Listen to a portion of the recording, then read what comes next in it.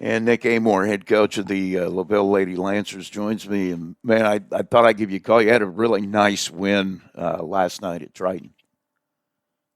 Yeah, thank you. Appreciate it. It felt good. Talk about that a little bit. I mean, it's been rough going, but we talked about that early. You had just a killer schedule to start the year.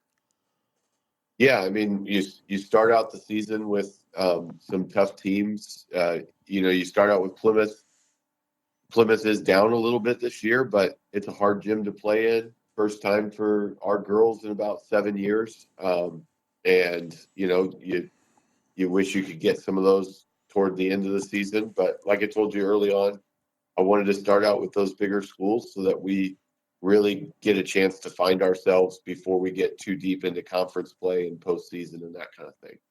We'll talk about that a little bit then. I mean, what have you found out about your girls? Here's what I found out. I've found out that we have a lot of talent. We do. We have just a lot of natural ability. Where we struggle is we allow other teams to dictate our tempo, and when we can be poised and composed and not allow other teams to dictate our tempo, but we control the tempo of the game, we play really well. And I think that's what we saw last night. And I remember it's been a week or two since I saw you play, but I would say the same thing. I mean, you got some girls who, if nothing else, even the girls who maybe aren't as talented as the other, they play so hard. They do.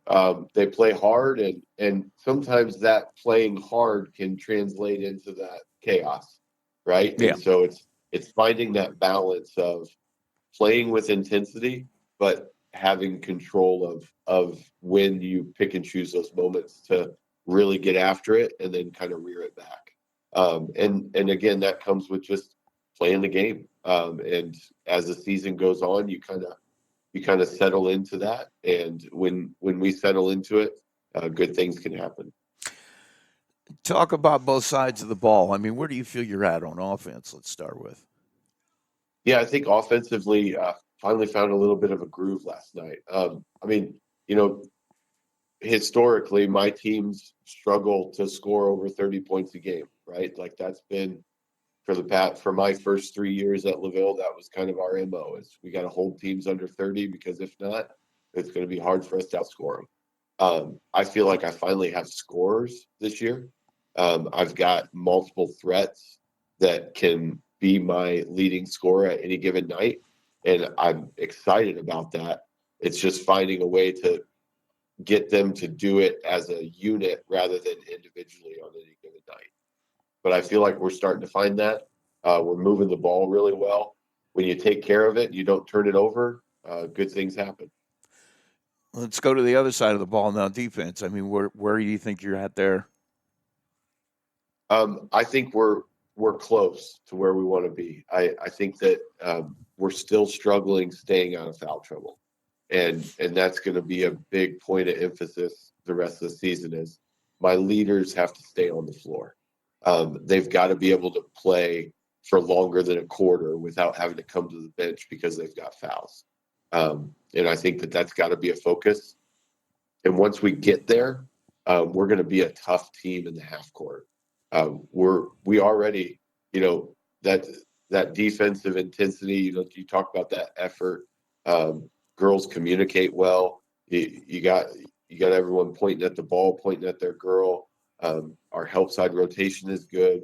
It's just when people drive to the basket on us, can we be disciplined enough to just stay on our feet, get our hands high, be a big wall to get around.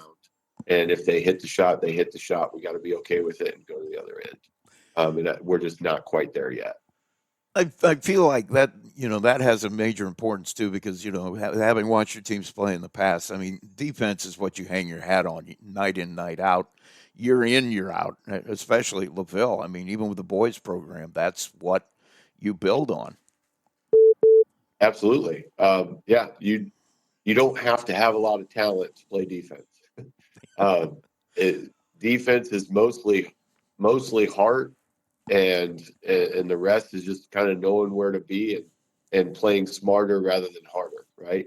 And if you can figure that out, you don't have to dribble the ball to play defense. You don't have to shoot the ball to play defense, right? So if you can make that your MO and focus on it, you're going to be in almost every game that you play. And I think that's why, I think that's why Coach Edison focused on it so much, even when I played for him. And I think that's why I've carried on that, that ideology of, hey, defense is what you focus on in order to be in games, and then you figure the rest out. I know you lost some really big pieces a year ago to graduation. I know you're 7 games in, but do you feel maybe people feeling out new roles and figuring out how to play without people they played with for years before has something to do with maybe some learning or growing pains as you go through this? Oh yeah, I think so. That's a big part of it. You got it, essentially you've got one girl out of the 5 that are starting that actually started for me last year. So figuring out how to start a game rather than coming off the bench out of that first quarter, that's a big adjustment for a lot of kids, and it's not an easy one. So I think you're absolutely right. You got to give the girls a chance to settle into their new roles, and once they do, and once they figure out, it it good things can happen, like we saw last night. So, but yeah, we lost 4 big components to our offense last year and 4 starters. And so anytime you go through a year where you lose 4 people, you're going to have some growing pains. Your your schedule doesn't get any easier. I was just looking at it here. Saturday, Yeah. I mean, by the time we play this, it's tonight. You're going to be playing. Uh, I've seen Bremen play, and I knew they had 3 really good guards. I didn't realize how good they played together. I mean they Yeah. are really really good. Yeah. I mean, you talk about, like, I'm someone that focuses on stats a lot, right? And so I've talked about turnovers quite a bit.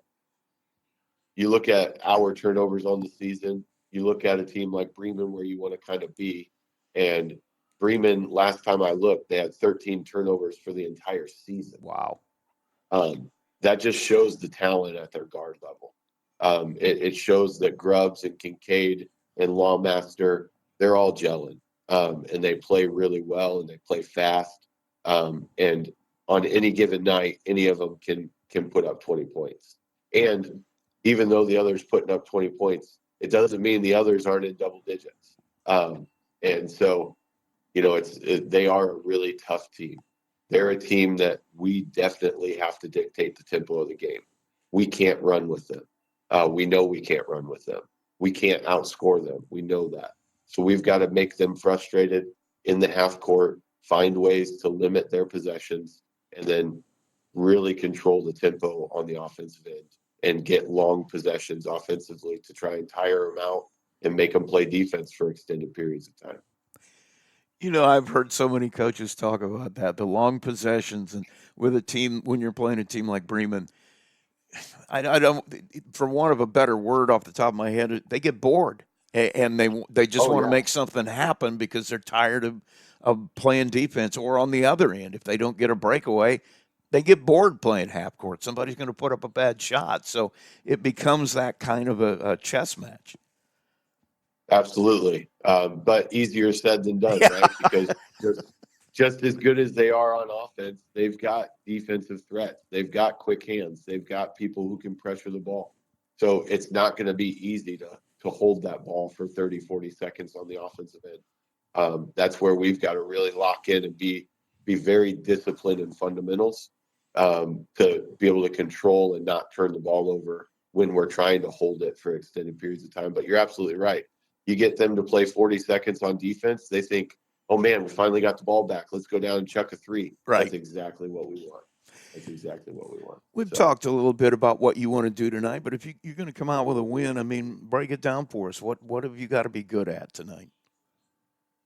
yeah, I think, in order to come out with a win against Bremen, we've got to be, at our absolute best defensively in the half court. We've got to prevent Kincaid and Grubbs from getting penetration to the basket. because that's their MO. They both just find ways to get to the basket. So we've got to really pinch on drives, and then we've got to close out on shooters and really understand the scouting report. Who's someone that we want to run off the line, and who's someone that we want to close out a little bit shorter and just contest. And if we can understand that scout and really lock in our half court defense, we'll have a chance. And then offensively, we just have to be able to work the ball without turning it over. We've got to be able to get reversals, get opportunities, good open looks that aren't like, I could get that at any point. No, we've got to pass up a good shot for a great shot. And if we can do that, we'll have a chance to win. Well, man, I want to thank you for taking the time. Good luck to you tonight, and we'll be in touch soon. Thanks, Rusty. Appreciate it. It's Nick Amor, the head girls basketball coach at LaVille, and we'll be right back. And in this segment of the Saturday Morning Coaches Show, Argus Dragons head coach Nick Kindig joins me. Man, I know you haven't had a lot. You don't have a big body of work to take a look at and maybe assess where you're at. But, talk about your team this year. 2 games in, how do you feel about where you're at? Yeah, we've had quite a few things go on within our team to start the year. But the guys are out there, they're working hard, they're getting better. Obviously, we're only 2 games in, and it's a lot of guys that don't have a lot of experience. Really, other than Makai Austin playing right now, we don't really have anybody with any varsity experience at all. So, he's kind of taking a leadership role. He's trying to get those guys kind of in the right spots and be that leader on the floor. But, it's a new group out there, and they're working hard at it. They just got to get some game experience, and they'll keep improving. And we'll get down the line here and get some of our guys back, and then we'll go from there. I got to say, you had a young team a year ago, and honestly, you didn't get younger, but, until they get to like that junior, senior year, it's still kind of a struggle getting up to that varsity level, especially when you're playing a lot of senior-laden teams. I'm thinking Bremen in particular, one of the best players in the state of Indiana plays for them. So, that's tough. Yeah. I think there's a big maturity difference between sophomore and a junior. I think the junior and senior year, then they make that big jump. But, we're playing a lot of sophomores out there that, again, play JV. Makai would be our only upperclassman that we got playing right now. So, we're a bunch of young guys out there. They get to kind of, thrown into the fire a little bit. But, there's just a big maturity, physicality side of that. Understanding the game, just getting game experience. But I can't question our guys' effort and practice. They're coming in early, staying late. We didn't necessarily have that last year too much. So we got a good group of kids that are playing right now. It's just we just gotta get better. How do you feel about let's talk about both sides of the ball, I guess, first. Offensively, defensively, are you ahead of the curve on one side of the ball or not? How do you feel about that? Our defense is kind of disappointed me the first 2 games so far. I really wanted to make improvement on defense. We've definitely changed some things and spent some more time on it than probably what we did in the past. I think in the half court, it's kind of hard to judge because we've had too many turnovers. So in the half court, I don't think our defense, at least against Bremen, was terrible when we were able to set up our defense in the half court. But a lot of, you look and you see 60-some points they had, but a lot of it was steals and layups or just us turning the ball over and putting us at a disadvantage. So, I feel like in the half court, our defense is, improved or a little bit, definitely our strength, but we still got to improve that, and we got to limit our turnovers and use our offense to kind of help our defense a little bit. Because right now we're putting ourselves at disadvantages and giving up easy baskets because of that. Makai's going to have to be your leader, isn't he? But he's been there a little bit. I think he played as a freshman as well. He's going to have to be the guy, right? Yeah. He's taking that leadership role, like I said. He's talking a lot more than he did last year. Trying to get the guys, like I said, in the right spots.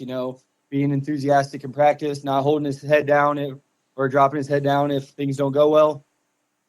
In practice, he gives his effort all the time. So he's been doing all the right things given the circumstances. But I'm really proud of the way he's competing. I mean, last couple of games, even in the fourth quarter, we're down on players, even numbers.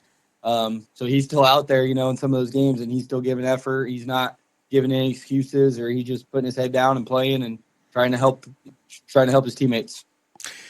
That's kind of what you need at a school like ours. I mean, your numbers aren't always going to be there. You got to have guys that are willing to step in there and do it. And you got a lot of young players on your roster this year. They obviously getting up to varsity speed is going to take a little bit. Yeah, I mean, like I said, I think we have one upperclassman playing, which is crazy until we actually talked about it. I mean, I didn't even think about that. So, I mean, I guess the good thing looking at it is those guys are getting experience, especially those sophomores, they all returned last year. It was my first year, their first year of high school last year. So I'm glad they all decided they wanted to keep playing, and they show up to stuff, they just got to get better. They got to mature a little bit more. I mean, they're just getting experience, and thrown out there, and they're going to keep getting better. We have some freshmen that we like that, they play hard. Okay. Their middle school record really wasn't that good, but those guys play hard and they show up to stuff and they're willing to learn, willing to listen, and going to do whatever you ask of them. Yeah, that's the big thing is that, get that buy-in of those guys that are willing to do that stuff. Talk a little bit about your schedule too. I mean, my God, that's not, you got LaVille coming up. I think you got West Central tonight. They're improving every year. Winnemac is always solid. Knox is always solid. You got a crunch of a conference schedule. I mean, that's a lot on your plate. Yeah, West Central, I've watched them on film. I mean, they're really good. They obviously made a huge improvement last year, and they're just kind of continuing with that. They're a good team again. LaVille's LaVille. They're always going to be really good. Winnemac's going to, in my opinion, finish towards the top of the conference. Yeah. They're going to be right up there with Triton and Caston. Then we got Knox. Haven't seen them play yet at all, but they're going to start this week, I believe, or tonight. And then we got Pioneer, another conference game at home.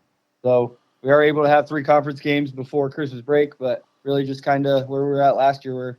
We're going to get to Christmas break, kind of see where we're at and reassess, and we'll get some guys back by then and kind of go from there. If you had to put your finger on it, what is the one thing you really feel like you got to get better at before you're going to be where you want to be? Yeah, I think we got to limit our turnovers. A lot of guys got to handle the ball, play a little bit different role than what they did even last year or what they're used to. Just being strong with the ball, handling pressure. I think every team's probably going to trap and press us. So, you spend a lot of time on that. Just knowing what they look for, not try to do too much, make a simple pass, ball fake. It's not a hot potato. That's what I feel like I say that 10 times in practice every day. So, just being strong with the ball. And I think if we can set up our defense, it'll be a lot better. But, I just feel like turnovers are just leading to easy baskets for the other team. And when we can get in that half court, our defense isn't bad, but just we're kind of putting ourselves at a disadvantage a lot. Yeah, I know Bremen wants to get out and run with you. I haven't seen Caston play. I'm sure they're probably kind of the same. And, getting those teams into a half-court game is going to be key. Yeah. West Central tonight is going to be the same way. There's a lot of teams out there that like to go. And, if you can do that and you're able to have the personnel to do that, that's great. But we got to be able to stop that. And we got to get better handling the ball and play defense. And, we got to adjust to different styles of teams we play. Well, man, I want to thank you for taking the time, and we'll be in touch. We'll catch up, and I can't remember off the top of my head when we're going to run into you guys on a broadcast, but it's not very much longer. And good luck to you until we get there. Hey, thank you. Appreciate it. That is Nick Kindig, head coach at Argus, and don't go anywhere. Greg Miller, head basketball coach for the Plymouth Pilgrims, joins us in this segment, and that was a tough one the other night. It was really something. You took that lead, and then something just clicked in them from that point on. Yeah, you know what? It was a tale of two halves, and their experience showed late in that game, and their ability to get the game shifted in their style. As you could tell early on, we wanted to play much slower than them. We didn't want to get into a shooting contest with Triton because not many teams around here are going to beat them in a shooting Yeah. contest. So, yeah, I liked our first half. I like how we approached it. And then as the game wore on, we took some very tough, questionable shots, which we've talked about as a team and we've shown on film, especially against a team that's as explosive as they are, offensively. So, good experience for our young guys. Yeah, we just got to continue getting better and getting that mental and emotional conditioning that can go throughout the game now. The thing with them too is it appears even with the young guys they got on their bench, they're so deep. I mean, they had the Swanson kid came off the bench and gave them a huge lift in that second half. Yeah, I mean, with them offensively and their shooting ability and just their basketball IQ, like they're a really good team. They went to the semi-state last year, and I think they've got a chance to at least get back there this year. When they go to the bench, which is hard to do, especially at that size of a school, they don't lose much. They may even bring in more shooting ability when they go to their bench. How about your guys? I mean, how do you've had a chance to look at it, break it down? What are the things you laid out for them after looking at film? You know what? You talk about points per possession and creating efficiency. You want to look at your offensive efficiency more than you want to look at your total points. And for us, we shot 29% from the field. Like, it's going to be very hard to beat almost any team shooting 29% from the field, let alone a really good offensive team. And so, looking at the numbers, like, we know that we need more ball reversals and we need more paint touches. When we do those two things, our offensive efficiency goes up. And so, we made some adjustments and we told some guys, when they can shoot it and when they can't. And, look for us to continue being patient offensively and get more ball swings and more paint touches. You had some good opportunities. I'm thinking, Kalen Ellery had times where he just didn't really finish very well. Yeah, and it's frustrating for him. I know that. Yeah. There's one I think of specifically where we had two ball reversals and we swung it to him on a lifted court, and the opportunity for him is to just drive past his guy, and he did, and he just kind of lost it going up. And it's probably one of those things where he's in between thinking, do I dunk this one or do I lay it in? And he just lost. It's always nice to have that issue. Yeah, right? I was going to say. Not many people have that. So, and then he just kind of lost it and missed it. And, once again, we say we want to live with the result of a good shot. And that was a really good shot for us and a good possession. And unfortunately, it just didn't go our way. I got to feel like some of this has to do with inexperience, too, because you got a lot of guys playing their first real significant varsity minutes. Yeah, really, Kalen Ellery is the one that's played significant varsity minutes. Parker Wolf played a little bit, Bagley a little bit, but that's it. Everybody else, they are brand new to varsity, and they're still getting used to, the size and speed of the game a little bit. How do the things you saw that you liked? I mean, what did you like from the other night? I really liked our first half and how we approached the game. We had 3 turnovers in the first half against Triton's a pretty good physical, quick defense. We got shots up there in the first half. Some of them didn't fall, but we had good looks. And then I think we played 21 possessions in the first half, which is about the number where we need to be against a team like that. So we were able to control it. And then my biggest thing is Triton runs so many sets, and they did not score off of one of their sets, one backdoor, one temple curl action, none of their flares to the corners, none of their elevators. They didn't score off of one set.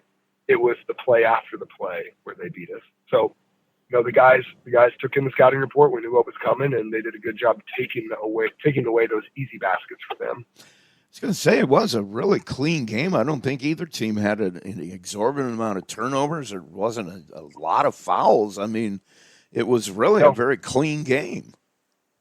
Yep. Honestly, right now with us, probably a little too clean. We need to make it kind of a grimy, tough game, which we did in the first half. We made them go to the next level, and then, like them being as good as they are and experienced as they are, they were able to adjust, and they got out in transition and man, once they start hitting threes, they're pretty good. Going ahead now, I mean, where do you feel about where you're at? I mean, was that really a big step back, or was it just kind of, I don't know. You assess it for me. Where do you feel about where you're at? Yeah, I mean, I don't think it was a step back. I mean, if it was just, you know, the 29% from the field. You know, you got to be better than 29% from the field, especially against a really good offensive team. You know, like I said, defensively for about 20 minutes we were really good, and then once they got out in transition, that's when they started hitting their threes. And having, you know, not a ton of experience, we were able to talk through, you know, like, they hit back-to-back threes. We don't need to go down and answer with a quick shot. You know, we need to go down and be us and work, you know, ball swings and paint touches, and then find a good look. And so it was a really good learning moment for our guys. What you know, playing against possibly a state champion this year in Triton. So yeah, I mean, maybe a tiny step back offensively. Still not frustrated with our defense. You know, would like to see us match up better in transition. I think we were too worried about matchups, and matchups don't matter in transition, especially when they got 5 guys who can shoot it. Looking ahead at your schedule, you get absolutely no break whatsoever. I mean, No, we don't, Rusty. that is just that's a killer. I mean, it starts well. By the time we're playing this, you would have already played LaPorte. Yep. You got one of the best players in the state of Indiana coming in on Tuesday with Bremen. Yep. St. Joe is St. Joe's ranked number 24 in the country. Yeah. And then obviously a little bit later in the month, you get to start the conference season with, you know, that Patsy Northwood. Oh yeah. So, I think they won by 38 last night against Valley. So, wow. I mean, you know, how do you approach that mentally? I mean, for you as a coach, that's your job to help them steer through that and keep them focused on what's going on. I mean, what do you do now as you head into the grinder here? Well, you obviously you got to take it one game at a time, and then you got to fall back on who you are. And you know, our team pillars are faith, relationships, empathy, and energy. And so, being able to focus on the faith in the people and in the process and what we're doing, continue building genuine relationships with the guys, having empathy, you know, understanding that, you know, for me, understanding what our guys are about to go through, and then energy. You got to bring energy every day, regardless of who you're playing or what your record is right now or the experience that you have. And so, you know, we say we always want to fall back on who we are and what we do. And in those moments, you know, there's, like you said, it's a grinder. I mean, there's not many teams around here that have a tougher schedule than us. So, yeah, I mean, one game at a time. We've got LaPorte. They've got 2 college basketball players, and At-Large, and then Tonagel. It seems like they've always got a Tonagel over there. You know, they both have multiple offers, and we're going to go out there and try and make it difficult on those 2 guys, you know, tonight. And then, like I said, one of the best players in the northern half of the state, Chase Devine, and we got him on Tuesday, and then maybe the best team in the state of Indiana on Thursday next week. So, yeah, I mean, you want to play good teams, you want to see good ball, and we just want to continue getting better as we play these really good teams. Well, man, I want to thank you for taking the time. Good luck to you as you go through this grinder, and we'll catch up with you soon. Awesome. Sounds good. Thanks, sir. Greg Miller, head coach at Plymouth. And with us is Michaela Shalio, head basketball coach for the Lady Pilgrims at Plymouth. And thanks for coming in today. I wanted to give you a chance to catch up with you guys. It's been a little bit, and had a game the other night. Didn't go the way I'm sure you wanted it to, but break it down for us. I mean, what did you see at Valley? Yeah, you know, I'll start with the positives. We've been working on our press breaker every single day in practice. We've been working on handling pressure, passing through traps every single day in practice, and we saw improvements there. I went through and, you know, clipped the game with individuals, both positive and negative, and then we were able to, you know, reflect on that in practice. I would just pull them aside just because film doesn't lie, right? And show them the things that we're talking about. So pointed out and showed them some of the positives, the areas of growth, and the things that we need to continue to do. But also the negatives, and that's just being able to defend one-on-one in the full court, not getting a blow by, and that's, you know, also comes down to heart. It happened in the second half way more so than the first, so that could have been fatigue too. First game back from Thanksgiving break, just some things that are easy fixes for us that we need to take pride in. We can't have a shot go up and not box anyone out. There were possessions where, we have 5 girls on the court and 0 box outs. So we showed that to them in film. Small things that make a big difference that hopefully, we start taking pride in and ownership in. And it will make a difference on the court because second quarter, it was still a 4-point ball game against Valley. I know the final score doesn't show that, but there were moments in that game where we were right there with them. They're a more experienced team than we are, so maybe it was the mental fatigue as well, and experience will get us there. I was going to say, I mean, you're 7 games in, and I know most coaches are like, well, we're not a young team anymore, but you still are. And looking at your season, it's been that kind of a year. But the good thing in my mind is you're winning the games you should win. Maybe not. You'd probably like to have Triton back, but other than that, I mean, I would like that. Back. but other than that, it looks like you're winning, which is a good sign, I would think. And, we're not just winning, Yeah. we're winning by the standard we should be winning against some of those teams that we have won. But, we also need to be able to compete against those teams that others would say, oh, they're much better than you are. We just can't back down to fear. I brought an analogy to them before the game. I'm in leadership Marshall County, and our speaker Wednesday just showed a picture. It was like a bulldog mixed with almost like a beast. It was a freaky looking dog. And he posed the question, what would you do if you saw this in an alley? And you have 2 options, right? You can flee, you can run, or you can choose to fight. And I posed that same question and visual to the girls before the game. And a lot of them said flee. And I said, why? You got to at least give yourself a chance. There's nothing wrong with fighting. You got to be able to throw punches back when punches are thrown to you. Not actually, but in terms of basketball wise, Right. Basketball is a game of runs, and we got to be able to, respond back to it with a run of ourselves. Talk about how, when you broke it down for them, what's been the focus of practice here the last few days? Toughness. Yeah. Simple, quick response toughness. We've done a lot of toughness drills in terms of, grab strong, bouncing the ball off the floor, going up with 2 hands, not tipping it. Because we've had a lot of rebounds that balls off the rim, so often we're trying to tip the ball back and the ball doesn't go our way. So grabbing the ball strong and then finishing with contact. I will say Hayden Shipley did a much better job against Valley finishing with contact. She only had 2 attempts, but she finished both at the rim, and that's something we have also been doing every single day. I thought Liv attacked the rim harder than we've had her attack all year, and that's just going to make things easier for us along the perimeter as well.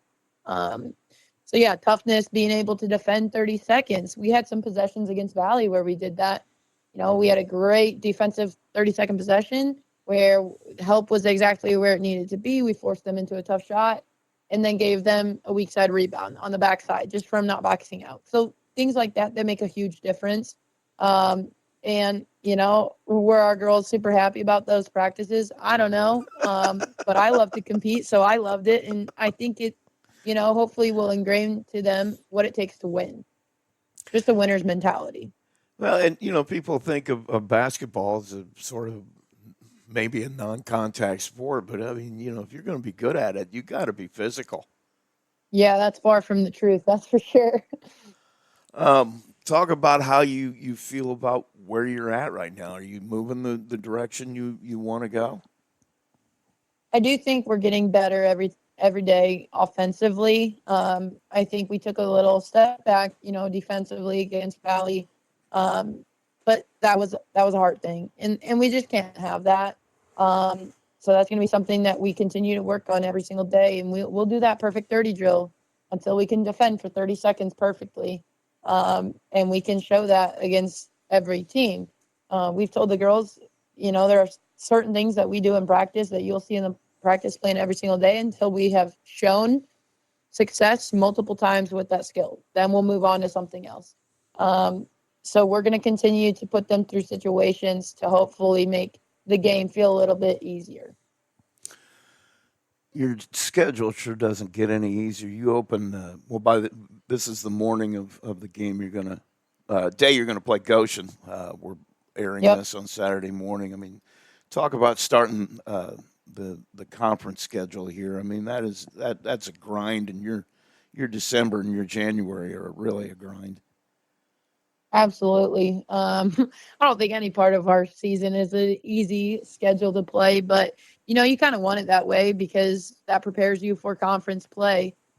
We've had the majority of our games have been tough games for us to prepare us for conference. Goshen coming to our place. It's going to be a late game. Our high school is hosting a wrestling invite, so that's going to be a different time for us to play, and that's going to be something that we have to be mentally ready for. Staying engaged for the 8:15, possibly 8:30 tip time for varsity. Our kids are at BPA on Saturday. Super glad that they're involved in extracurriculars beyond just their sports. So we're gonna, change our morning shoot around we'll bring them in at 5 p.m. just so they're ready to rep Goshen. And that's something that we also did at practice Friday night. So yeah, we have Goshen tonight, and then next week we respond with Warsaw next Friday night. Yeah. So it's tough, but it's something that in those games, yeah, we want to win, but there are certain games where we have different goals that we want to excel in. Talk about Goshen a little bit. They're coming up tonight. I mean, they're always good. I don't think you can look at their record and tell a whole lot. I mean, what do you see in them when you look at them? Well, this is the first year that they don't have one of Coach Hill's daughters on the team. So we're glad to move past that. Coach Hill was my high school basketball coach. So, growing up with his daughters in the gym was a cool experience. And then being able to coach against them was a cool experience as well. They were always tough to play against and prepare against just because of their size and physicality. So that, with them graduating, all the Hill sisters now, they're through the system. Coach Hill has a pretty, new group. They've struggled a little bit so far this season, but they have a pretty agile forward who they look to go to a lot through the offense. I don't want to botch her name, but Amari Lind, number 12 for them. She's their offensive leader. She's just quick. She's lengthy. We've got to be able to get back in transition and stop her early because that's her game.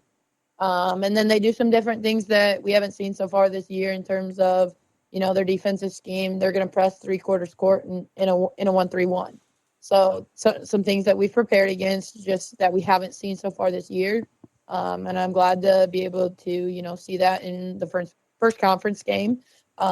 Our keys for the game are, continuing to play with energy and enthusiasm. In that second half of the Valley game, we didn't come out that way. I think, at the first quarter, we struggled a little bit, but then we jumped right back into it. We didn't deflate. We struggled responding in the second half. So we got to continue to look to four quarters of energy and enthusiasm. We've done some charge drills, diving on the floor for loose balls, just getting them to play with that type of intensity. And then valuing the basketball every possession. Again, limiting our mistakes. We'll be okay with some aggressive mistakes versus some passive mistakes. And then they play a zone in the half court. So we got to make sure that, ball and player movement is there. So that way we can get some open looks, hopefully from the inside out. And then just setting the tone defensively early. And then, sustaining that for 4 quarters.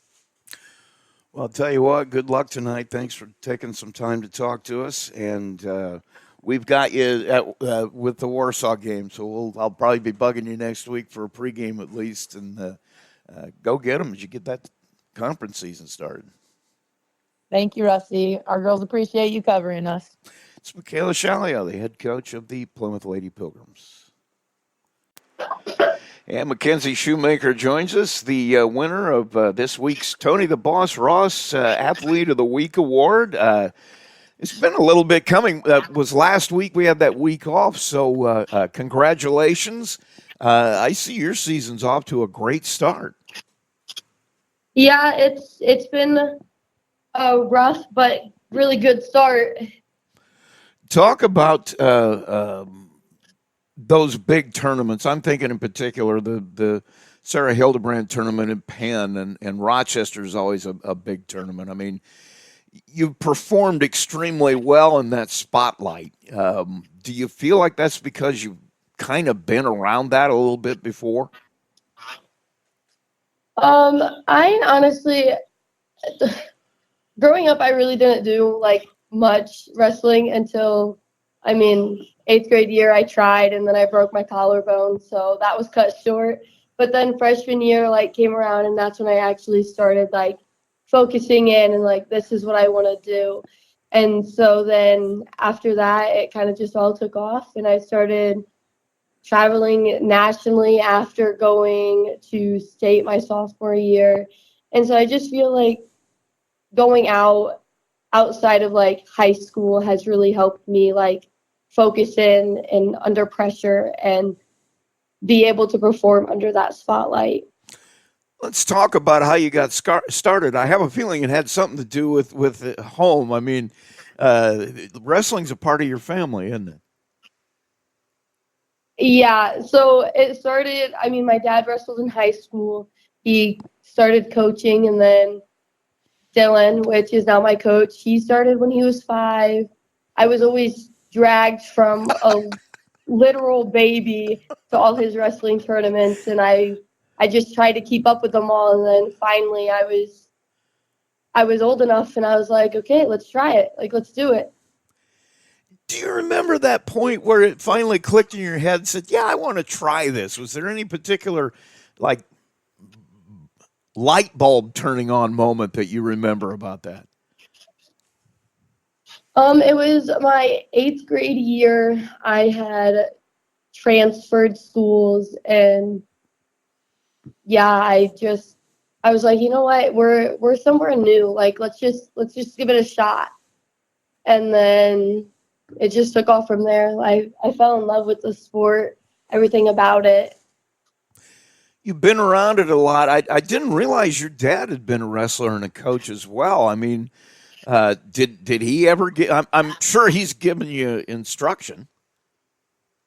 Yeah, it's my dad and my brother always in my corner, always telling me, always helping me know what to do. I mean, it's kind of weird, but it's just what happens.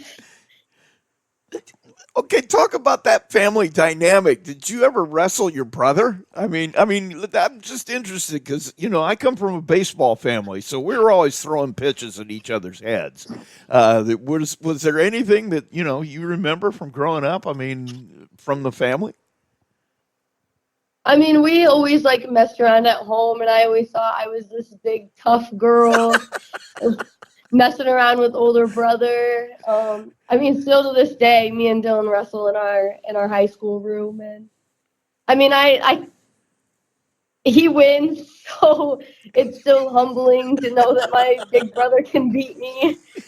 But it pushes me to be better and strive to be a role model for younger people.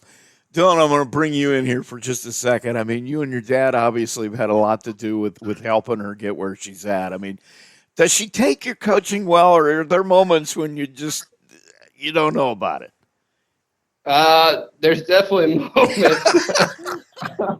It's it's hard to differentiate, being the coach or being older brother, but it's nice that club wise she has other coaches that are around, and they're telling her after the match and after me and Kenzie talk, like they're telling her the same thing I am, and then she's like, oh, okay, big brother's not dumb, he knows what he's talking about. He may just say it a little bit different than the club coaches, but like I said, there's definitely times where I'm like, I just told you something's going to happen, and it does happen.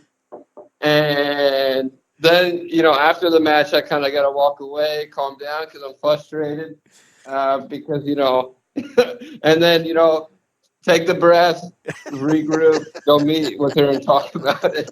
So, yeah, there's definitely moments. I don't think just for her, but for me too. So I imagine your home is probably an interesting place to be because I'm sure your dad didn't get where he got by not being competitive too.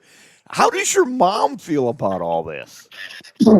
I think she's definitely on, the side of the coaches. Like she knows obviously that we're not going to do anything that we wouldn't have done, or that isn't going to work. And I'm sure, I mean, if you asked her, she would tell Kenzie the same thing. She may be more harsh sometimes about things, but she's going to tell you how it is. I was going to say, in my experience, my mom was a little more harsh than my dad was, and everybody thought my dad was as harsh as they come. But Yeah. Kenzie, how do you feel about? I mean, it sounds like you guys have everything in perspective. What do you feel about having your dad and your brother as your coaches? It's definitely a struggle. It's like from like being at home after a hard practice or hard meets, hard tournaments, and us all being hot-headed from a hard match or a match that went the wrong way or something like that. It's definitely hard to separate, but I don't know. I've come to like terms with it that I'm just like, well, if I just need to not say anything. Like I just need to keep to myself until I'm not gonna go off on them. Oh, believe me, my dad was my head coach too, and my brother was better than me, so I had it just the same way at my house growing up. But let's talk about you a little bit. I mean, you've recently decided to go to college. Remind me again of where you're going. Manchester University and North Manchester. And this is obviously for Bremen, this is the first time they've had a girls wrestler go on. You're going to compete in college. Yes. Why Manchester? Yep. Actually, I was tossed up between Trine and Manchester. They're both over in that same area, Fort Wayne area, and I'd visited Trine first, and then I was like, you know what? Like, let's just go visit Manchester. Like, let's go see what they're all about. And I had talked to the coaches and had some travel teammates go there and people from the area. And I just stepped on campus and got the tour, and it just felt like home. Yeah. It's small. It has everything that like you would think like a little hometown girl would go to. Academically, what are you going to study? That's a bit of a toss-up right now. I'm between athletic training and radiology. How about in school now? I mean, what's your favorite class? Oh, currently, I would have to say I'm in like a weights class, so it's like an elective PE or like a human biology. We do offer that here too. So I would say between those. Well, that's a good background for training, I would imagine. I mean, that's kind of what you need to know is that stuff. Yep. How about in college? I mean, do you have any goals for what you want to accomplish athletically? I mean, that's a big step, and it's another world out there. I mean, what do you want to get done in college? I would say that like my goals right now, I mean, I've accomplished a lot like outside of just high school and my national tournaments that now I just really want to like push myself even farther because it is a different style. It is freestyle in college. So I really just want to push myself there and grow personally and athletically. I just want to see where I can go. I mean, my first year going in, it's going to be rough. It's going to be a change. But, I mean, my all-in goal is to go out there, get the experiences to push me to be better. You think you're ready for those challenges? I mean, it sounds like you understand it's going to be a big jump. I mean, how do you feel about how ready you are? I definitely have thought about it more recently since, I mean, my school's on trimesters, so we're in our second trimester going on to our third, and it's becoming more real going off and graduating. So I think it's just becoming more real, and I'm just trying to prepare and see the light at the end of the tunnel. Is there anybody in your life over the years that you thought of that you look at as kind of, a role model, somebody that, maybe you'd like to be like someday? Is there anybody that like that in your life? I would definitely say I have multiple people, but like in all, I look mostly up to Dylan, and he's just impacted me like so much of my life with things that he's gone through and things that he's pushed through. It just shows me that like I can push through and be a completely different person on the other side of my challenges. Last question for you. I'll let you get. I know you probably got to get to practice here quick, but um, this is going to sound a little bit weird. I'll try to explain the question. When you're gone and you're not at Bremen anymore, and you've graduated and you moved on to other things, um, what do you hope that people say about you back home after you've moved on?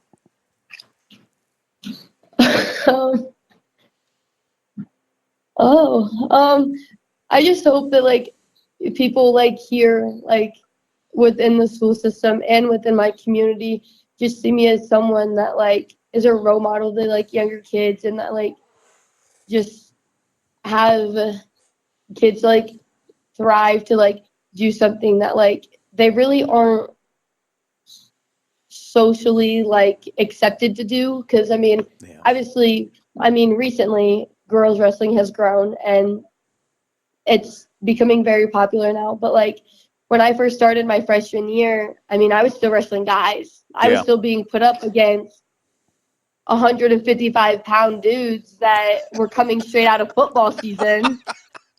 And so I'm this little girl basically out there competing against them. And I mean, I still put up what I thought was a fight. I mean, so I just want kids and like everybody in our community and our school system to see that like they can do the things that they are like, I mean, quote unquote, meant to do. Yeah. Just push through whatever is going on to see the brighter side. Well, Mackenzie, thank you for taking time talking to us and let us get to know you a little bit. Good luck to you for the rest of the year. I'm sure we'll be in touch again later because I got a feeling you're going to have some success at the end of the year, too. And congratulations. And once again, just thanks for spending some time with us. Yeah, no problem. That is Mackenzie Shoemaker, and we're going to take a break. We'll be right back. And Mackenzie Shoemaker joins us, the winner of this week's Tony the Boss Ross Athlete of the Week award. It's been a little bit coming. Was last week we had that week off, so congratulations. I see your season's off to a great start. Yeah, it's been a rough but really good start. Talk about those big tournaments. I'm thinking in particular the Sarah Hildebrand tournament in Penn, and Rochester is always a big tournament. I mean, you've performed extremely well in that spotlight. Do you feel like that's because you've kind of been around that a little bit before? I honestly, growing up, I really didn't do like much wrestling until, I mean, 8th grade year I tried and then I broke my collarbone, so that was cut short. But then freshman year like came around and that's when I actually started like focusing in and like this is what I want to do.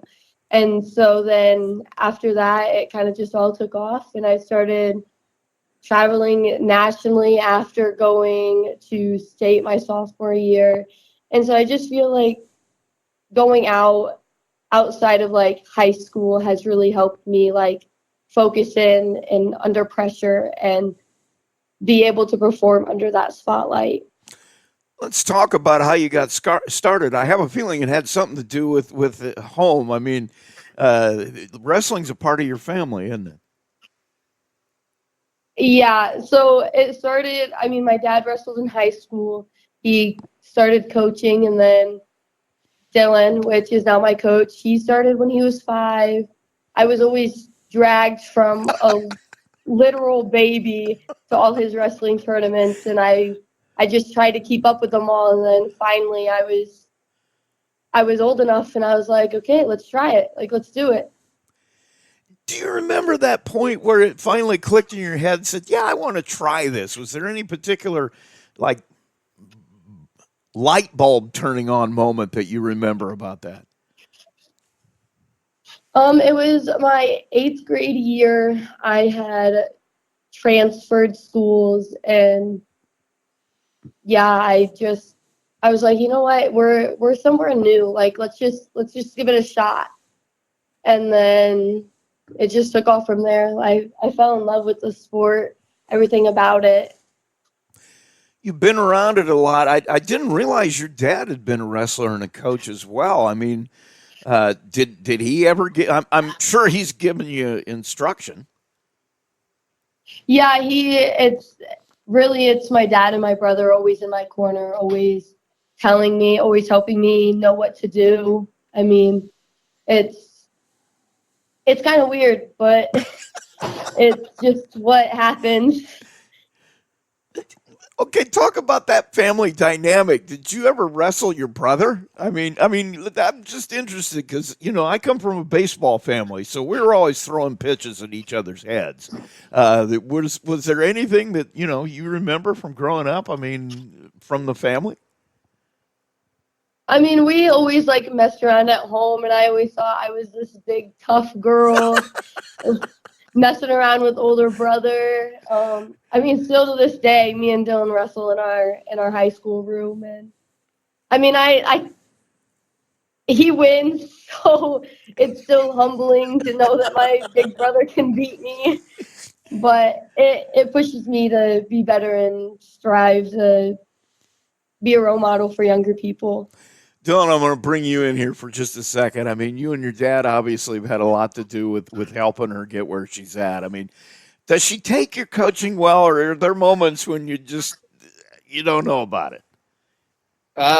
There's definitely moments. It's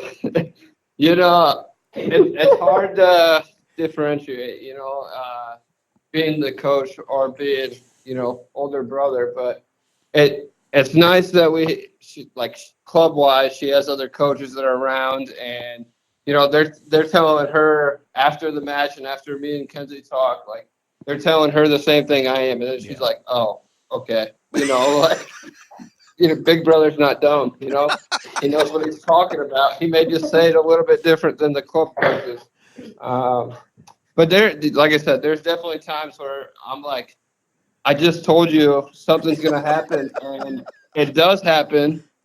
And then, after the match, I kind of got to walk away, calm down because I'm frustrated because, and then, take the breath, regroup, go meet with her and talk about it.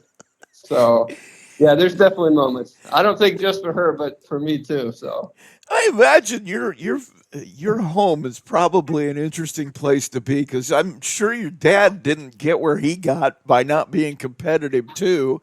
How does your mom feel about all this? I think she is definitely on, the side of the coaches. Like she knows obviously that we're not going to do anything that we wouldn't have done or, that isn't going to work. And I'm sure, I mean, if you asked her, she would tell Kenzie the same thing. She may be more harsh sometimes about things, but she's going to tell you how it is. I was going to say, in my experience, my mom was a little more harsh than my dad was, and everybody thought my dad was as harsh as they come. But Kenzie, how do you feel about? I mean, it sounds like you guys have everything in perspective. What do you feel about having your dad and your brother as your coaches? It's definitely a struggle. It's like from being at home after a hard practice or hard meets, hard tournaments, and us all being hot-headed from a hard match or a match that went the wrong way or something like that. It's definitely hard to separate, but I don't know. I've come to terms with it that I'm just like, well, if I just need to not say anything. I just need to keep to myself until I'm not gonna go off on them. Oh, believe me, my dad was my head coach too, and my brother was better than me, so I had it just the same way at my house growing up. But let's talk about you a little bit. I mean, you've recently decided to go to college. Remind me again of where you're going. Manchester University and North Manchester. And this is well, obviously for Bremen, this is the first time they've had a girls wrestler go on. You're going to compete in college. Yes. Why Manchester? Yep. Actually, I was tossed up between Trine and Manchester. They're both over in that same area, Fort Wayne area, and I'd visited Trine first, and then I was like, you know what? Like, let's just go visit Manchester. Like, let's go see what they're all about. And I talked to the coaches and had some travel teammates go there and people from the area. And I just stepped on campus and got the tour, and it just felt like home. Yeah. It's small. It has everything that like you would think like a little hometown girl would go to. Academically, what are you going to study? That's a bit of a toss up right now. I'm between athletic training Mm. and radiology. How about in school now? I mean, what's your favorite class? Oh, currently I would have to say I'm in like a weights class, so it's like an elective yeah. PE or like a human biology. We do offer that here too. So I would say between those. Well, that's a good background for training. I would imagine. I mean, that's kind of what you need to know is that stuff. Yep. Um, how about in college? I mean, do you have any goals for what you want to accomplish athletically? I mean, that's a big step, and it's another world out there. I mean, what do you want to get done in college? I would say that like my goals right now, I mean, I've accomplished a lot like outside of just high school and my national tournaments that now I just really want to like push myself even farther because it is a different style. It is freestyle in college. So I really just want to push myself there and grow personally and I mean, athletically. I just want to see where I can go. I mean, my first year going in, it's going to be rough. It's going to be a change. But I mean, my all in goal is to go out there, get the experiences to push me to be better.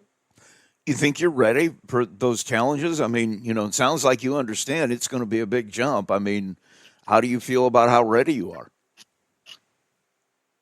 I definitely have thought about it more recently since, I mean, my school's on trimesters. So we're in our second trimester going on to our third, and it's becoming more real going off and graduating. So I think it's just becoming more real, and I'm just trying to prepare and see the light at the end of the tunnel. Is there anybody in your life over the years that you thought of that you look at as kind of a role model, somebody that maybe you'd like to be like someday? Is there anybody that like that in your life? I would definitely say I have multiple people, but like in all, I look mostly up to Dylan, and he's just impacted me like so much in my life with things that he's gone through and things that he's pushed through. It just shows me that like I can push through and be a completely different person on the other side of my challenges. Last question for you. I'll let you get. I know you probably got to get to practice here quick, but this is going to sound a little bit weird. I'll try to explain the question. When you're gone and you're not at Bremen anymore, and you've graduated and you moved on to other things, what do you hope that people say about you back home after you've moved on?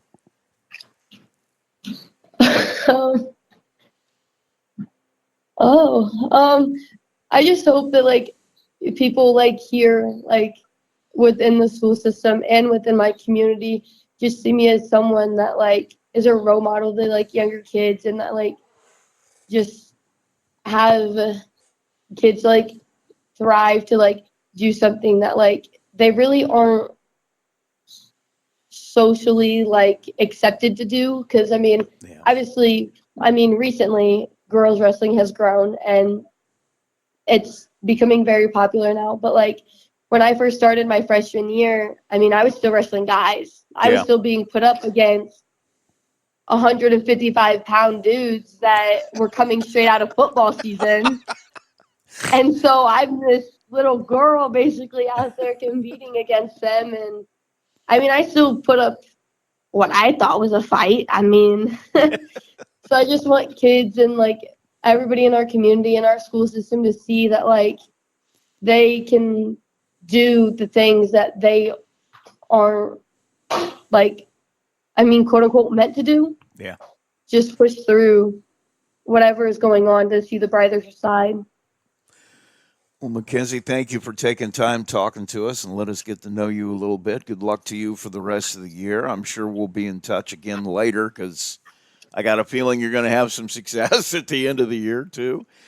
And congratulations. And once again, just thanks for spending some time with us. Yeah, no problem. That is Mackenzie Shoemaker, and we're going to take a break. We'll be right back.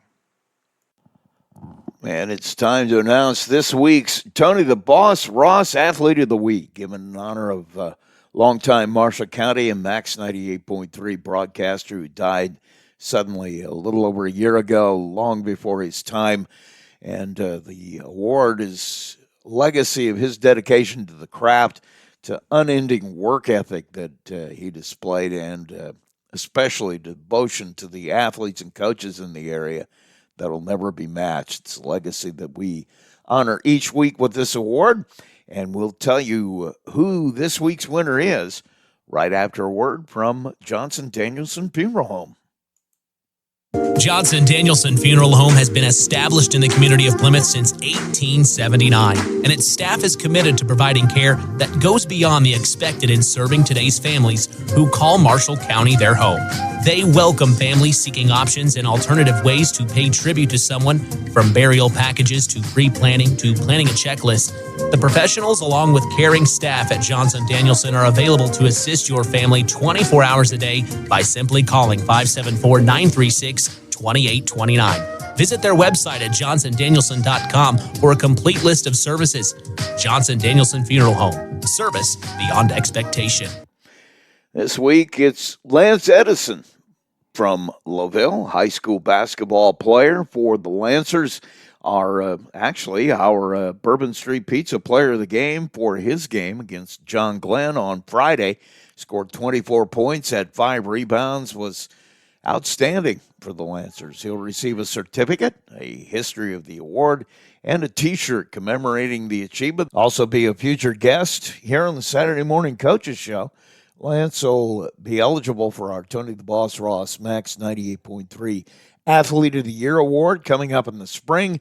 Carries with it a plaque and a college scholarship, compliments of Max 98.3 and Johnson Danielson Funeral Home. Tony the Boss Ross Max 98.3 Athlete of the Week is brought to you by Johnson Danielson Funeral Home of Plymouth. And Adam Hanley joins us one more time here on the Saturday Morning Coaches Show. And when we talked earlier in the week, I told you I wanted to give you a chance to come on. I'm sure that, well, first of all, this didn't end the way anybody wanted it to end. I don't know how to express my feelings at all. You've been incredible to work with, and I feel really positive about the relationships you've had with everybody around. And I knew there were probably people that you'd like to thank or publicly, say thank you to as you look for another situation. So I wanted to make that offer to you. And now that I've talked for 4.5 hours of your time, I just wanted to do that here. No, yeah, I mean, I appreciate it. Obviously, I remember the first conversation we had, you and I, when I got the job. I was actually in an airport traveling traveling with my wife. I think we were heading to Florida or something of that nature, and the news broke, and the board meeting was approaching, and I remember saying, "Hey, I got to take this phone call. This crazy guy needs to talk to me," and I remember sitting off to the side of in the middle of an airport having a conversation about taking over the program, and it was when it kind of all started, you and I. But no, I do. I mean, every chance I get to talk about my kids and about the program, I mean, you always would say, "I don't want to bother you," and it was never a bother. And every time, every Saturday morning, and every time we did the weekly talks, and even the former place you were at, every opportunity I got to bring kids in and have conversations about just football and about life was always a blessing. And I think what you're doing for this community and what you're doing for the kids is definitely appreciated. And it's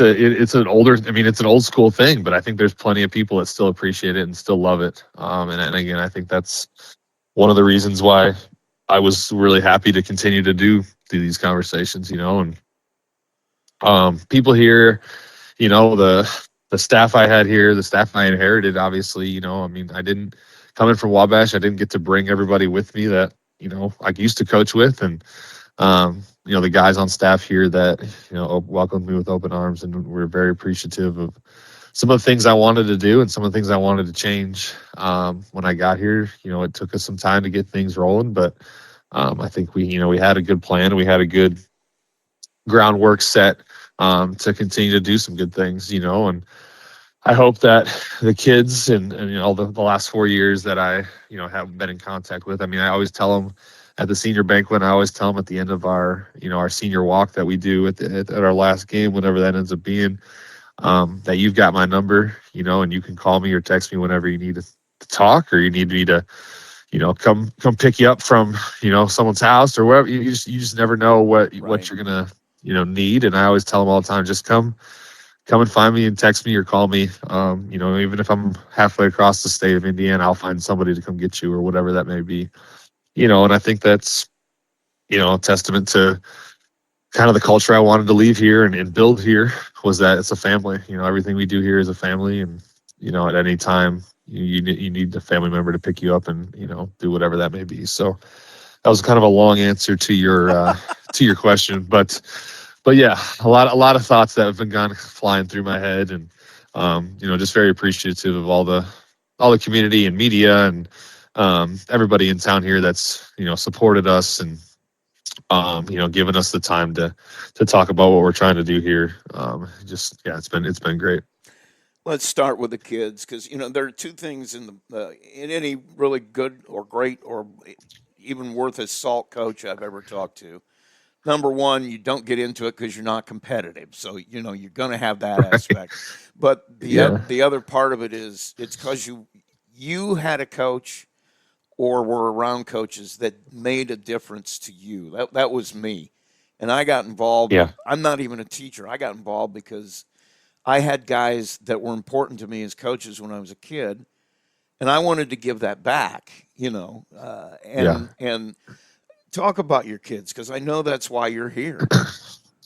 Well, yeah, and I mean, to your first point, I had a high school coach that was that exactly. My high school coach, Brent Coy, over at Lockport was a father figure to me. I mean, not that I didn't have one at home, but he was a second father. I had a great dad at home that raised me, but at school he was there for us and did everything in that aspect. And then went to Taylor University and had another great guy as a head coach that kind of instilled a lot of the values and things that I bring with me to where I'm at.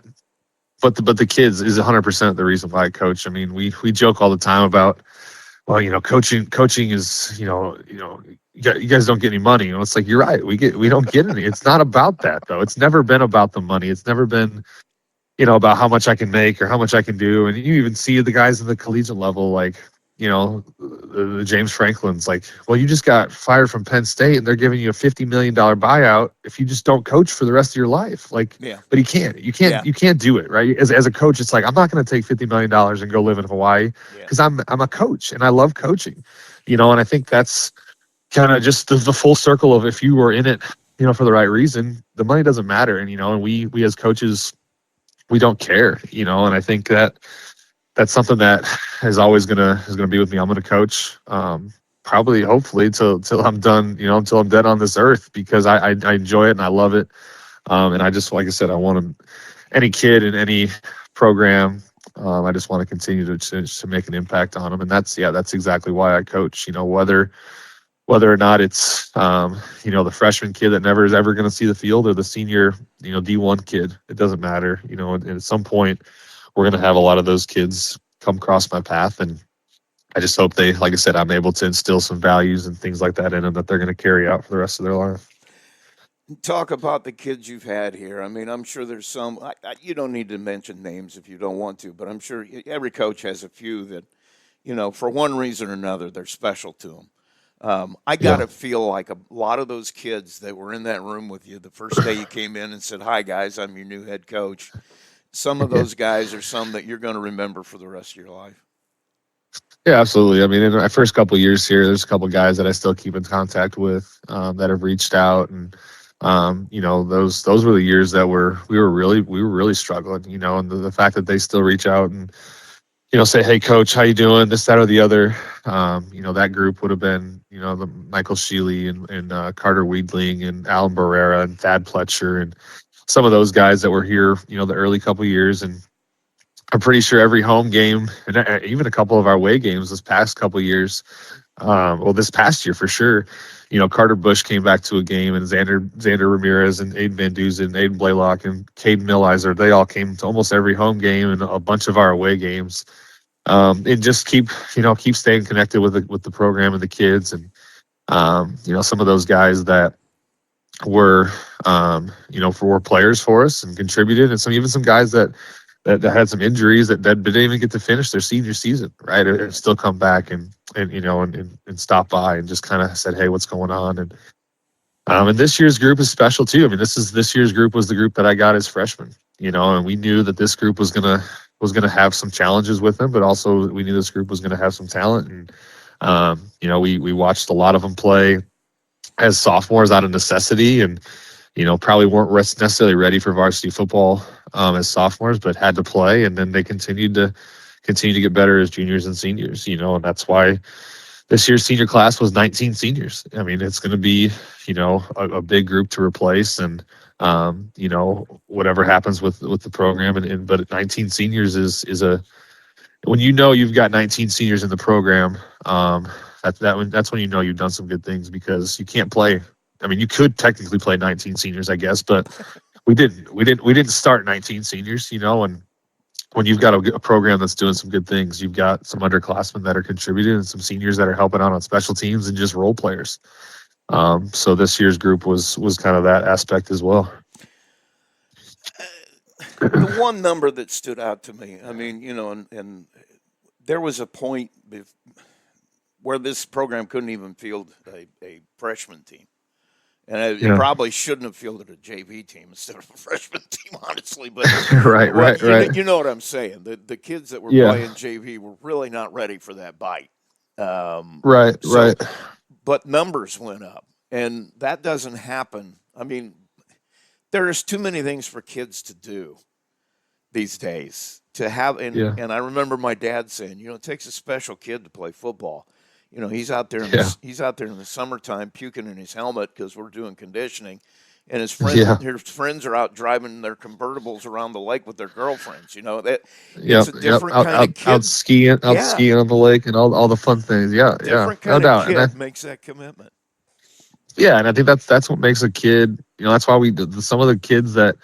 Football is going to teach you a lot of things, and especially going to teach you some life lessons, like tough. Just being tough, right? Having to do things that aren't necessarily fun, and no doubt. And I think like you were talking about numbers, and that group that I got here my first year, they had just got done playing JV football as freshmen, and I think final scores were in like the 50s and 60s, and they were all sophomores playing varsity. And getting back to 3 levels was a huge thing that we needed to get done here. Because again, you when you're a freshman, you need to be playing against freshmen. It's the only way to continue to get better, but also continue to, improve your own abilities in the program. Because if you're, like you said, playing freshmen, playing JV against a bunch of juniors, like, first of all, it's not even fun, but you're getting your butt kicked. So Yeah. that was one thing that was a priority. And some of the weeks were tough with injuries and things like that. We were pretty thin across the board. But it was one of the things that we made sure was a priority for sure. And like I say, a kid isn't going to get involved with something like that unless there's something he's getting something out of it. And Sure. I think some of that, I say fun, but I mean, I'm not saying you let them off the hook and let them do whatever they want. That's fine. No, Right. Right. the fun comes from the pursuit and the effort you put in, and then seeing that pay off. And that's Yeah. where the fun comes in, and of course, winning. I mean, come on, Right. Right. winning's fun.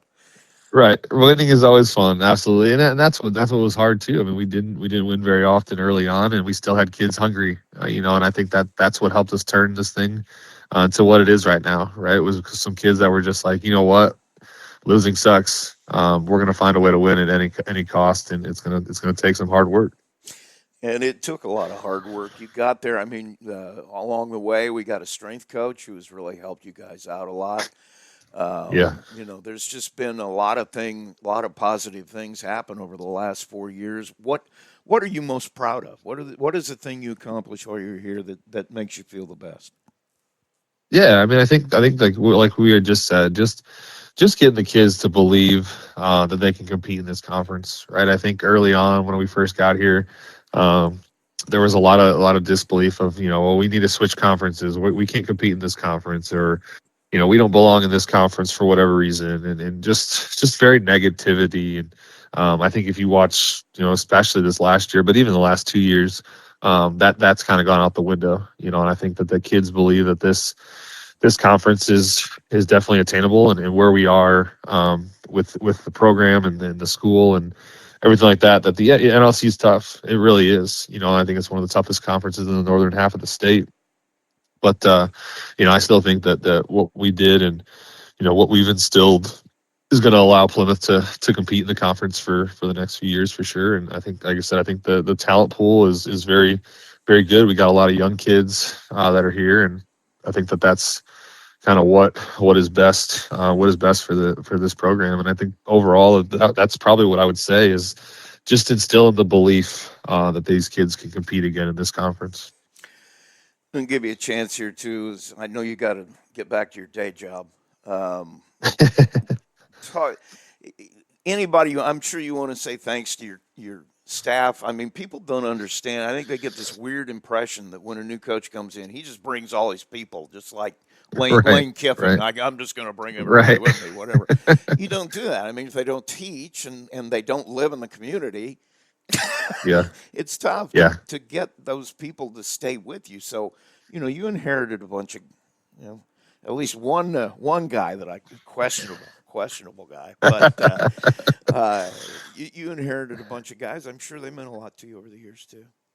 Yeah, like I said at the very beginning, right? I mean, you get here and you don't get to bring everybody with you. So when I was the new guy and all these guys are sitting in a room that have been here for years and, or at least been around the program or the community and this is how we used to do it. And I said, well, this is how I want to try to do things. And they were like, let's do it. Let's do it. Let's, they were all on board. And, from Brent to Kevin to Gene to Peyton to Benji to, Graham Chapman helped us out for a couple of years, and John Lunsford helped us out a little bit. Nathan Hunt helps us out on the side, and Matt Fryer this year just joined the staff, and a lot of alumni coming back. Guys that had played here in the past that want to come back and give to the program, and was able to add Tony Yelovich last year as a great asset to our offensive line stuff, and all these guys, that poured in their hearts and their time over the last 4 years. They're definitely gonna hopefully continue to stay in touch with them and continue to keep our relationship and our friendships. Because again, I think that's something that is special in the football fraternity. That the time spent with each other. Not only on the football field in practice, but the off seasons and clinics and things like that are just some of the things that you'll cherish for a while. I want to give you a chance to thank your family too, because I'm a coach's kid, so I know what they go through. I watched my mom go through things that I'm sure your wife has had to deal with, Yeah. There's a lot of things that go into being the coach's family, and I'm sure you appreciate them a lot.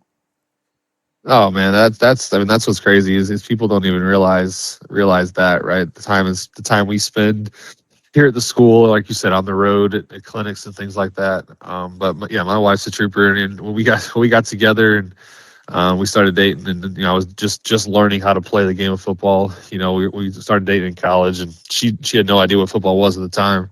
And that was many moons ago. Now we get to come home and we get to talk about, hey, third down call, like, what did you see? It's so I love that. I love that's kind of evolved our relationship, but just the support that she had. I don't think she missed a single single game, not even home game. I don't think she missed a single game in the 4 years I was here. Sat out in the rain, sat out in the snow, sat out in the cold, and brought our kids along too, and I think that there's something to that. We always had our kids around the program. We always had our kids around the guys. And I think that that's part of the family aspect that I wanted to leave here and have the kids seeing that I'm a father as well. And that is one of my top priorities as well, and teaching these guys how to be good fathers later on. But yeah, my wife and my kids have been through, like I said, the last 4 years have been super supportive. And then my parents, especially, they live over in Fort Wayne, just outside Homestead High School, and I don't think they missed very many games either in the 4 years I was here. So they would travel every single Friday night to make it here. And then my in-laws, my wife's parents, they're traveling across the country a lot. They're in Texas sometimes. They're in North Carolina sometimes. For her dad's job, and they came to a bunch of games too. Brian and Sharice, and they were super supportive. And he was always a guy that I could always listen to for leadership stuff, because he does a lot of that for his job too. So family is again what I preach, and it was a huge important part of what we did the last 4 years. Well, man, I want to thank you for taking the time one last time. I'm going to miss our talks. I know it's funny. I told you the other day, my dad was in support of you, and he's like, I said, how do you haven't even met him? He goes, I hear him on you talking to you every week. He says he never throws his kids under the bus, and he has nothing but positive things to say about people. And he says, that tells me all I need to know. So, you got through to one old man at least. But well, I appreciate that stamp of approval. That means a lot, and like I told you before we went on the air, if you ever need someone to kill some airtime, you can feel free to call me. I will definitely talk about the weather or whatever I need to talk about. But I always, if you haven't noticed already, I enjoy talking, and even if it's about, like I said, about life or about sports, you got my number. You need some airtime filled, I got you back. Well, man, I'm telling you, I'm sorry this is the last time we're going to talk for a while, but hopefully our paths will cross again here sometime. Yeah, that sounds like a great idea. I appreciate it, Rusty. That's Adam handling one last talk with the former head coach of the Plymouth Rockies. We'll be right back.